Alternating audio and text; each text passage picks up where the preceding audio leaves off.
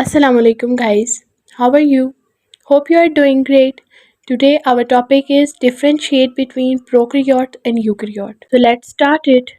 तो इसमें आज मैं आपको काफ़ी सारे डिफरेंसेस बताऊंगी कि प्रोकैरियोटिक और यूकैरियोटिक सेल में क्या क्या डिफरेंसेस होते हैं, वो कैसे डिफ़र करते हैं आपस में।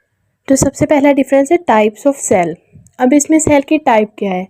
प्रोकैरियोट्स जो हैं वो यूनिसेलुलर होते हैं, मतलब कि एक ही सेल के मिले हुए होंगे, मतलब बस एक ही सेल होगा, उनमें ज़्यादा सेल्स नहीं होंगे, बस एक सेल सारी बॉडी के फंक्शंस परफॉर्म कर रहा होगा। लेकिन यूकैरियोट्स में क्या होता है, मल्टी सेलुलर भी हो सकते हैं और यूनिसेलुलर भी हो सकते हैं। एक सेल भी परफॉर्म कर सकता है, लेकिन ज़्यादातर उसमें मल्टी सेलुलर ही होते हैं।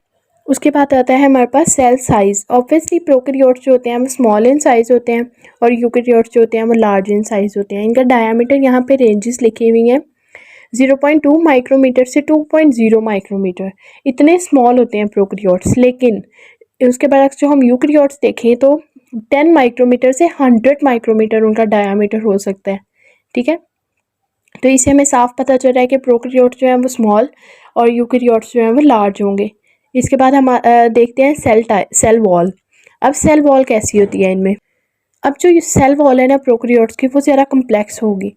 अब कम्प्लेक्स क्यों होगी, क्योंकि उनका एक ही सेल है, तो उसी ने सारे बॉडी के फंक्शंस परफॉर्म करने हैं। तो अगर उसी की जो प्रोटेक्शन है वो नहीं होगी तो फिर वो तो डैमेज हो जाएगा ना सेल। अगर कोई भी बाहर से कोई भी फॉरेन पार्टिकल आएगा, उसको मारने की कोशिश करेगा, तो वो तो बहुत जल्दी डेड हो जाएगी। इस वजह से उनकी सेल वॉल जो है वो बहुत ज़्यादा स्ट्रॉन्ग होती है, कम्प्लेक्स होती है, ताकि प्रोटेक्शन प्रोवाइड कर सके। लेकिन जो यूकैरियोट्स होते हैं उनमें सेल वॉल पहली बात तो कुछ में होती ही नहीं है। फॉर एग्जांपल एनिमल्स हैं, उनमें सेल वॉल ही नहीं प्रेजेंट होती, लेकिन प्लांट्स में होती है। तो वो सेल वॉल बहुत ज़्यादा कम्प्लेक्स नहीं होती, सिंपल मतलब सेल वॉल होगी उनमें। अब जो प्रोकैरियोट्स है ना, अब हम देखते हैं न्यूक्लियस उनमें कैसा होगा। अब सबसे मेन डिफरेंस जो होता है ना प्रोकैरियोट और यूकैरियोटिक सेल में, वो न्यूक्लियस का होता है। प्रोकैरियोट्स में न्यूक्लियस प्रेजेंट ही नहीं होता। जो भी न्यूक्लियस का मटेरियल है, न्यूक्लियर मटेरियल है, क्रोमोसोम है, डीएनए है, जीन्स है, कुछ भी है, तो वो सारा कुछ किस में प्रेजेंट होगा, हमारे पास उनके साइटोप्लाज्म में बिखरा हुआ होगा। लेकिन यूकैरियोट्स में एक प्रॉपर प्रोमिनेंट न्यूक्लियस प्रेजेंट होगा। ठीक है, तो ये इनका सबसे मेन डिफरेंस है। उसके बाद आते हैं हमारे पास राइबोसोम्स। ऑब्वियसली प्रेजेंट तो दोनों में होंगे, लेकिन क्या होगा कि राइबोसोम्स जो प्रोकैरियोट के होंगे वो स्मॉल होंगे। जब है प्रोकैरियोट ही स्मॉल है तो उसमें राइबोसोम्स भी स्मॉल ही होंगे। लेकिन जो हमारे पास यूकैरियोटिक राइबोसोम है वो स्लाइटली लार्जर होता है। इसमें प्रोकैरियोट का 70S होता है, लेकिन उसके अलावा जो यूकैरियोट है उसका 80S राइबोसोम होता है। ओके, अब इनका जो डीएनए है, प्रोकैरियोट का सर्कुलर डीएनए होता है। सर्कुलर का मतलब होता है राउंड शेप में होगा, लीनियर जो है वो लाइंस वगैरह में शेप में होगा। इसके बाद आता है हमारे पास माइटोकॉन्ड्रिया। माइटोकॉन्ड्रिया प्रोकैरियोट्स में एब्सेंट होता है, बल्कि इसके बरक्स जो हमारे पास यूकैरियोट्स हैं उनमें प्रेजेंट होगा, क्योंकि उसको बहुत ज़्यादा एनर्जी चाहिए होगी। सो दैट्स वाई उस पर माइटोकॉन्ड्रिया भी प्रेजेंट होगा। माइटोकॉन्ड्रिया का जो मेन फंक्शन है वो यही है कि वो पावर हाउस है, वो एनर्जी प्रोवाइड करता है, तो इस वजह से वो यूकैरियोट्स में प्रेजेंट होगा। अब साइटोप्लाज्म की बात कर लें हम, तो ऑब्वियसली दोनों में प्रेजेंट होगा। लेकिन जो सेल ऑर्गेनेलीज है ना वो प्रोकैरियोट्स में एब्सेंट होंगी, लेकिन यूकैरियोट्स में सारी की सारी सेल ऑर्गेनेलीज प्रेजेंट होंगी। फॉर एग्जांपल हमारे पास एंडोप्लाज्मिक रेटिकुलम है, प्लास्टिड है, राइबोसोम है, माइटोकॉन्ड्रिया है। जो डबल मेम्ब्रेन ऑर्गेनेलीज है वो सारी की सारी यूकैरियोट्स में होंगी, बल्कि प्रोकैरियोट्स में कुछ भी नहीं होगा इस तरह का कि डबल मेम्ब्रेन कुछ भी हो। जैसे कि एंडोप्लाज्मिक रेटिकुलम है, तो ये भी डबल मेम्ब्रेन ऑर्गेनेली है, तो ये प्रोकैरियोट्स में नहीं होगी बल्कि यूकैरियोट्स में होंगी। अब प्लास्टिड्स जो हैं वो प्रोकैरियोट्स सब में प्रेजेंट होते हैं, क्योंकि उनका जो मेन फंक्शन है वो उन्होंने ऑब्वियसली क्लोरोफिल और फोटोसिंथेसिस इस तरह से उन्होंने अपना फूड प्रिपेयर करना है। सो दैट्स वाई उनमें प्लास्टिड्स प्रेजेंट होंगे। लेकिन यूकैरियोट्स में जो है वो बस प्लास्टिड्स प्लांट्स में प्रेजेंट होते हैं, क्योंकि उन्होंने फोटोसिंथेसिस परफॉर्म करनी होती है। सो दैट्स वाई उनमें प्लास्टिड्स प्रेजेंट होंगे। फिर से आ जाता है हमारे पास राइबोसोम। तो यहाँ पे लिखा हुआ है स्मॉल राइबोसोम होता है प्रोकैरियोट में, जबकि लार्ज होता है हमारे पास यूकैरियोट में। ये हमने पहले भी डिस्कस कर लिया। इसके बाद आता है हमारे पास लाइजोसोम्स। तो लाइजोसोम्स जो हैं वो भी प्रोकैरियोट्स में एब्सेंट होंगे। डबल मेम्ब्रेन ऑर्गेनेली है तो ऑब्वियसली उसमें एब्सेंट होगी और यूकैरियोट्स में प्रेजेंट होगी। उसके बाद आगे हमारे पास आता है सेल डिवीजन। अब सेल जो है वो प्रोकैरियोट्स में डिवाइड कैसे करते हैं और यूकैरियोट्स में कैसे करते हैं, ऑब्वियसली डिफरेंस होगा इनमें भी।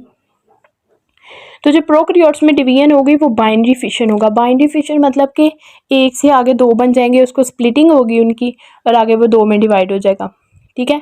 फॉर एग्जांपल के हमारे पास कोई भी एक मटेरियल है, उसको हम हाफ हाफ में डिवाइड करें और फिर जो फर्स्ट वाला है उसके भी पार्ट्स जो रिमेनिंग पार्ट है वो भी बन जाए और सेकंड वाले का भी बन जाए, तो इस तरह से एक ऑर्गेनिज्म से दो हो जाएंगे। मोस्टली ये जो है वो बैक्टीरिया में होती है, काफ़ी इसकी कॉमन एग्जांपल है ये।